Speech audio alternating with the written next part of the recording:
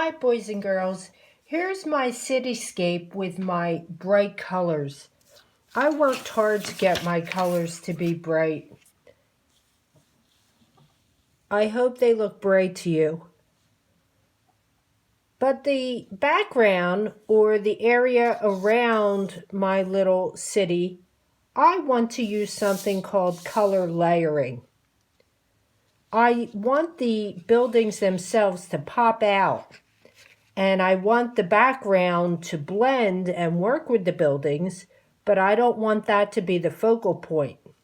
So I want my colors to be more subdued. So I'm going to show you today how to do that. So I have all my colors here that I used for the buildings. I also have a piece of scrap paper. Now I practiced doing my color layering already. But just to show you what that is, it's always good to have a piece of scrap paper so that you could see what something looks like. So I have colored pencils. This works very well with crayons too. What I'm going to suggest that you do is pick a neutral. Neutral is a light color, usually a brown. And on your scrap paper, I'm going to start with this medium brown. I'm going to make lightly a section just with brown.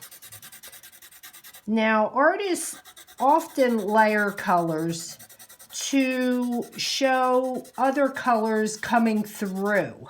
Okay, so there's my brown. I didn't use any brown here, but I would like this to be more subdued, but also I'd like to include some of these colors in here somehow. So my plan is to use this color layering method.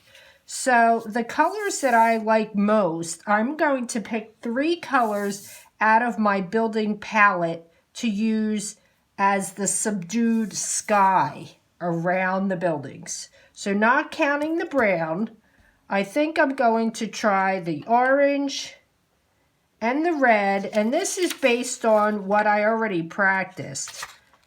And orange and red and maybe some blue. Okay? So I have 2 blues here, so I have to pick. So like I said, I started with the brown. So I'm going to do the same thing with these 3 colors now. Over top of the brown, I'm going to apply the red. But now I'm seeing more red than brown. It's not really what I'm looking for.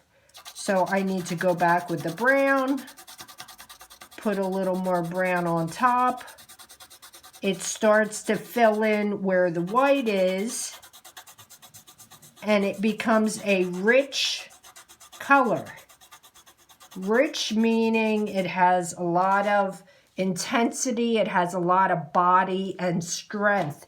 Even though it's not a bright color like this, it's red and brown and it's rich with color. So let me try it again with the orange. So I'm going to go to the next area and do some orange. Now again, there's too much orange. I can't see the brown that I want to see. I want it to be a little bit more subdued, but I still want to see the orange coming through. So again, I'm getting a rich orangey brown.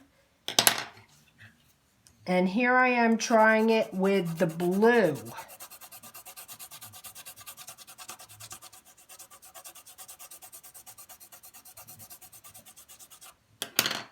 Back to the brown. And there's my rich bluish brown. Now I would like to do a patchwork of color.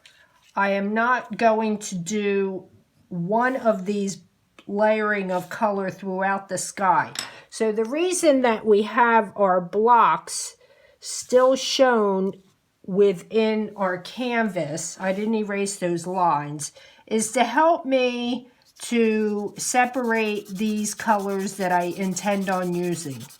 So again, I'm going to practice the same layering technique. So I'm going to start with the brown, and there's red right here.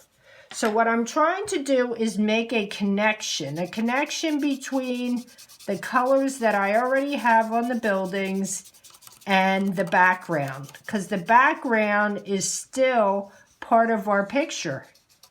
It's on the picture plane, and I want to make sure that the back connects to our buildings.